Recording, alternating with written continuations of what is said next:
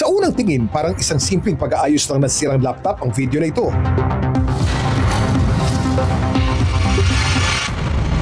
Pero ano ito?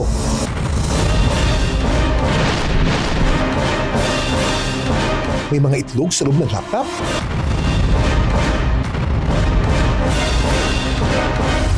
Ang mas maiksing video nito, nangitlog na rin ang mahigit 1.2 million views. Ang mga netizens din halos gulat na gulat sa mga itlog. Naging zoologist si Kuya ng di oras. Grabe, nangilabot ako. Ang tanong ng marami, kaninong itlog ang mga yan?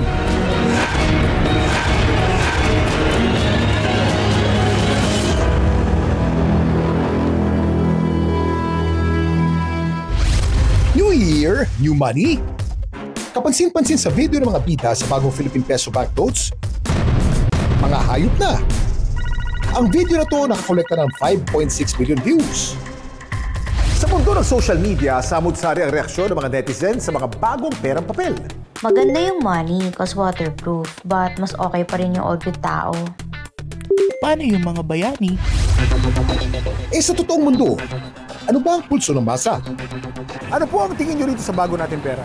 Mas maganda po yung dati, sir. Mas maganda yung dati? Oo, nandun po yung mga bayani. Di ba yung... po, wala na yung mga bayani, puro hayop lang po yun eh. Ngayong may bagong labas ng perang papel, ano nga ba ang mangyayari dito sa mga luma?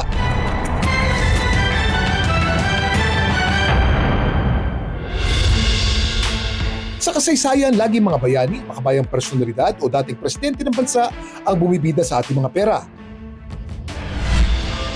Pero ngayon, bakit nga ba biglang mga hayop na ang gustong ibida ng Bangko Sentral ng Pilipinas? Ang pinili po nating itampok ay ating pong mayaman at magandang biodiversity. Ang mga species po na nandyan po sa ating polymer banknotes ay tinuturing na pong mga endangered na kailangan po nating pangalagaan. Gusto rin po ng Bangko Sentral ng Pilipinas na mapaalalahanan po tayo sa ating responsibilidad sa kalikasan. Pero ngayong may bagong labas na disenyo ng pera, ano nga ba ang mangyayari sa mga luma? Adobo, pero ang twist, suso ang sangkap. Kakain ba kayo?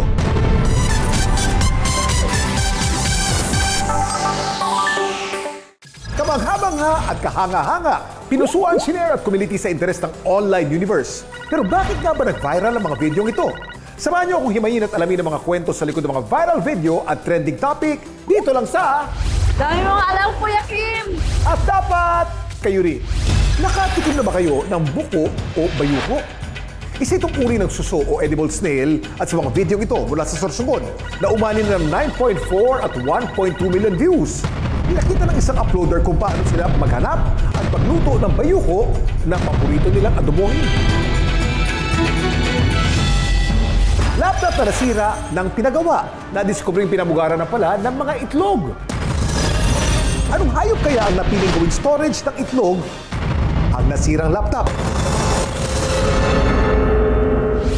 Dati laging sinasabi, ang tao laging walang pera, buti pa ang pera may tao. Pero ngayon, bakit ang pera wala na rin tao? Sa viral video na ito na nakaipon ng 5.5 million views, alamin natin kung bakit ang mga bayani at loding Pinoy ay biglang nawala sa eksena at mga hayop na ngayon ang bumibida. Nauna nang nilabas noong April 2022 ang 1,000 peso bill na binibida ang ating Philippine Eagle. Kapalit ni na dating Chief Justice Jose Abad Santos, Girl Scouts of the Philippines founder Josefa Lianes Coda at first West Point graduate Philippine Army General Vicente Lim. Ang national bird ng bansa kinikilala bilang one of the rarest eagles sa buong mundo. Isa itong higanting ibon na makikita lamang sa 4 na isla sa Pilipinas: Luzon, Samar, Leyte at Mindanao. Kasama sila sa listahan ng critically endangered ng International Union for Conservation of Nature o IUCN na may estimate na 400 pairs na lamang sa buong mundo. Napaalis sa mag-asawang dating Senador Ninoy Aquino at dating Pangulong Cory Aquino sa 500 peso bill ng isang Visayan spotted deer. Ang usang ito naninirahan sa mga rainforest sa Panay at Negros. Kilala sila sa kanilang keen senses kaya sumisimbolo rin sa clarity at sharpness. Sa 100 pesos naman, naagawan ng pwesto ang dating Pangulong Manuel Rojas ng isang Palawan Peacock Pheasant. Ang Palawan Peacock Pheasant o mas kilala sa lokal na pangalan na Tandikan ay kabilang sa 8 species ng peacock pheasant sa buong mundo. Ang kanilang buntot ay nagpapakita ng metallic hues at mas vibrant ang kulay ng mga lalaki kumpara sa babae dahil ginagamit nila ito sa courtship o panliligaw. Habang itong 50 pesos naman, pumalit sa dating Pangulong Sergio Osmeña ang isang Visayan Leopard Cat.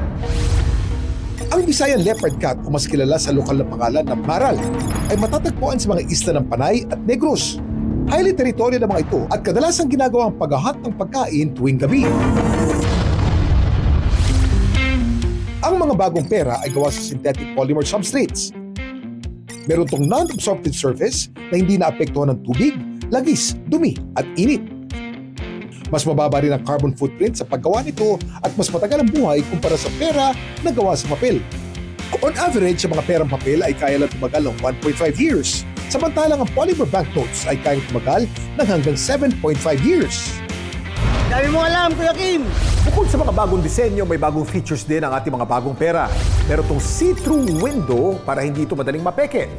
May tinatawag itong mga tactile dots para makatulong sa mga visually impaired. May 2 tuldok sa 50 pesos. 3 tuldok naman sa 100 piso. 4 na tuldok naman sa 500 piso. At 5 tuldok naman sa 1,000 pesos. Dami mong alam, Kuya Kim. Pero ngayong may bagong labas na disenyo ng pera, ano nga ba ang mangyayari sa mga luma?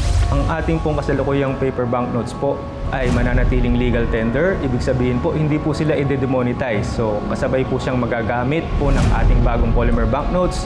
At ito po yung mag-co-circulate po sa ating ekonomiya. Balikan naman natin ang viral video. Ang isa pang sigaw sa comment section, bakit walang bagong disenyo ang 200 pesos? Ang napag-alaman namin, inaprumahan na pala ang pagtigil sa paggawa ng 200 peso bill noong pang 2021. Sa kadahilanan po na mababa po ang preferensya o mababa po ang demand para po sa denominasyon na to kung ikukumpara po sa ibang denominasyon po ng ating salapi. Dami mong alam, Kuya Kim. Anong hayop kaya ang napiling gawing storage ng itlog ang nasirang laptop? Adobo, pero ang twist, suso ang sangkap. Kakain ba kayo?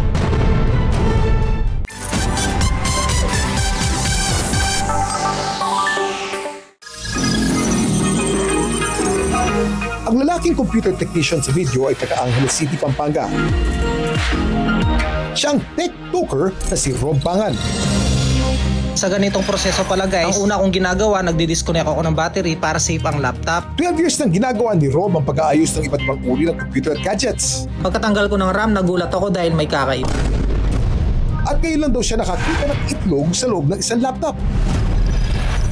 Sa videong ito, pinagawa daw sa kanya ng isang kliyente ang isang laptop na matagal nang naitago sa cabinet. Pagbukas niya rito, na lang siya nang tumambad sa kanya ang mga itlog ng butiki. Binuksan yung laptop. Pagbukas ng laptop, alam mo kung ano nakita? Dami itlog. Ay! Ano sa tingin mo? Result? Bakit kaya nagkaroon ng itlog sa loob ng computer? Nakapasok siguro. Baka sa USB yata, yung daanan sa USB. USB? Bukas, oo, baka sira. Hello po. Hi Rob! Anong reaksyon mo nung nalaman mo na nag-viral itong video mo? Sa totoo po, Kuya Kim, nagulat po ako kasi hindi ko rin po kasi ini-expect na magti-trending po yung video. So ano naman ang reaksyon mo nung nakita mong napakarami palang itlog? Nung una nangilabot ako, sir. Kasi first time ko po kasi ma-encounter yun, sir. Then, sa sobrang gulat ko po, yung laptop, sir, pinagpag ko po siya. Pinagpag ko po para mahulog po yung mga ibang itlog. Kasi sa totoo lang po, sobrang dami po talaga ng itlog.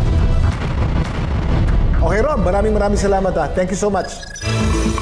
Nakausap ko rin si Dr. Romulo Bernardo, isang wildlife veterinarian, tungkol dito.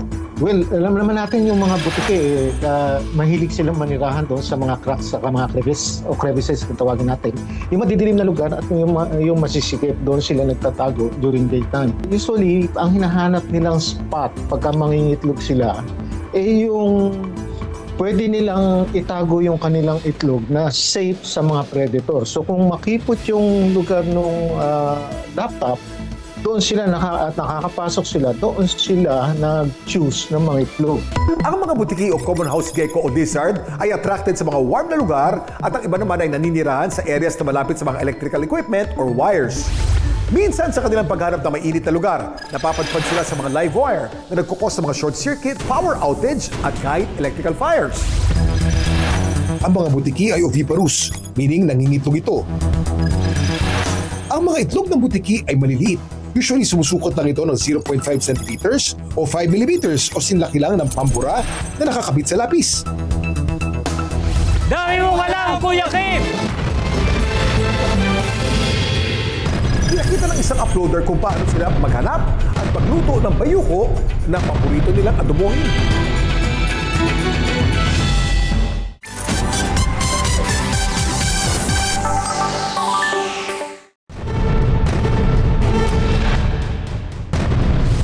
Adobo, pero ang twist, suso ang sangkap. Kakain ba kayo?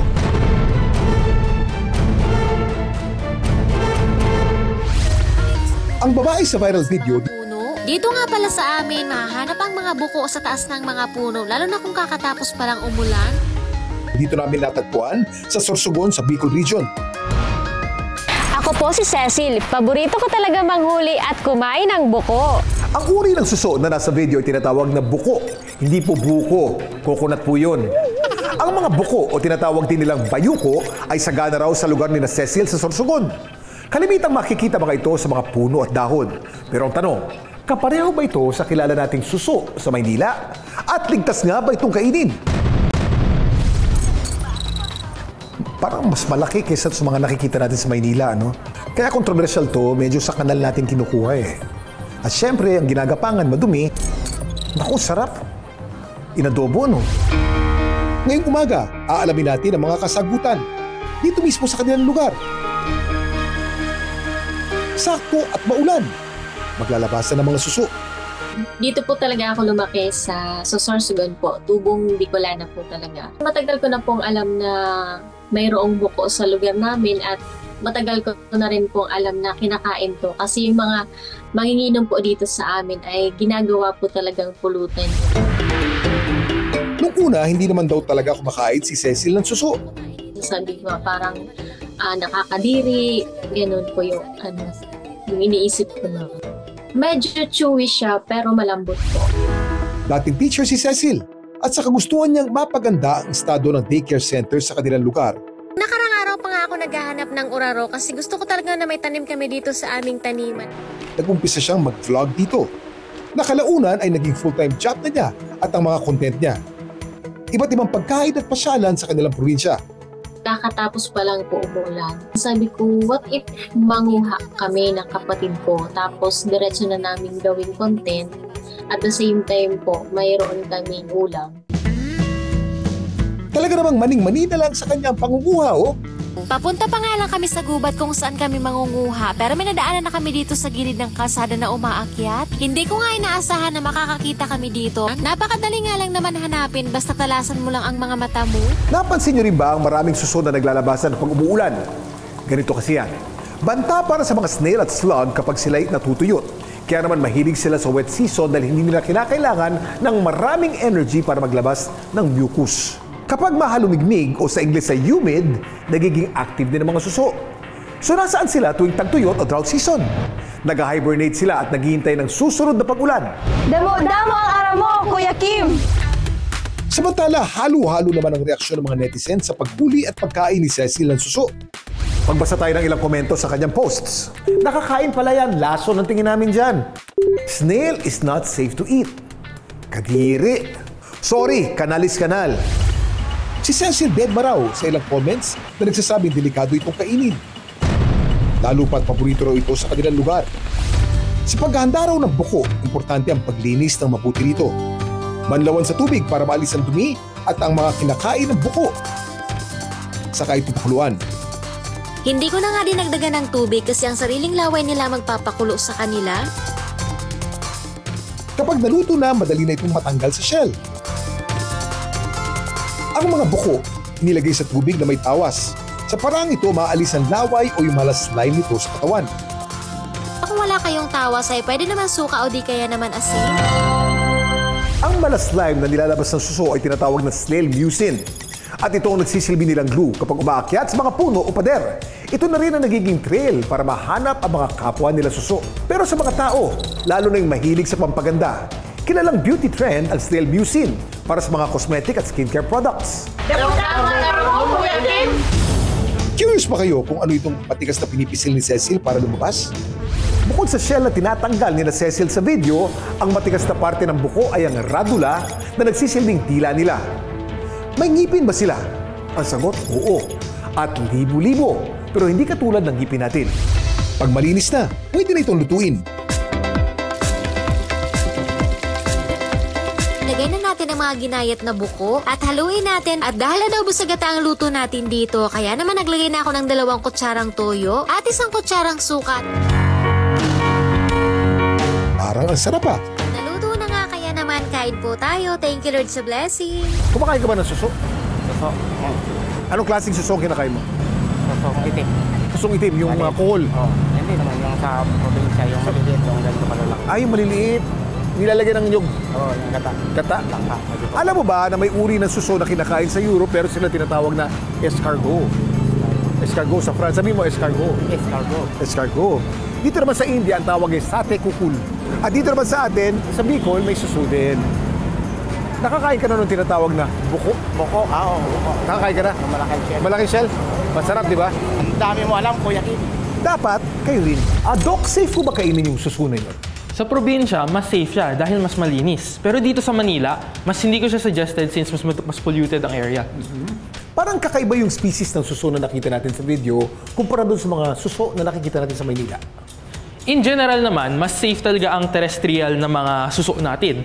Pero doon kasi sa lugar nila, mas kumakain ng mga dahon. Ngunit dito sa Manila, paminsan madami tayong mga rat at saka nagpo-produce sila ng mga feces. Ngayon, itong mga feces na to, paminsan kinakain ng mga suso na ito. Kaya itong mga suso na to, magdadala sila ng tawag natin rat lungworm. So, pag nakain ng isang tao yun, talagang magkakaparasite sa loob natin at magkakaroon posible ng meningitis. Nakakatakot pala kumain ng suso kahit anong species? Yes po. Ngunit, may paraan ito para malinis siya. May paraan ito para tamang lutuin siya. Thank you po sa impormasyon, Kuya Kim at Sir Russell. Sisiguraduhin ko po na malinis ang kakainin naming buko. Talaga namang sa malinis na kapaligiran, tayong mga tao rin ang pwedeng makinabang. Damo-damo ang aram mo, Kuya Kim! Dami mong alam, Kuya Kim! At dapat, kayo rin. May mga kwento rin ba kayong viral worthy? Just follow our Facebook page, Dami Mong Alam Kuya Kim, at ishare nyo doon ang inyong video. Anong malay nyo? Next week, kayo naman ang isasalang at pag-uusapan. Hanggang sa muli, sama-sama natin alamin ang mga kwento at aral sa likod ng mga video nag-viral dito lang sa... Ang dami mong alam, Kuya Kim! At dapat, kayo rin.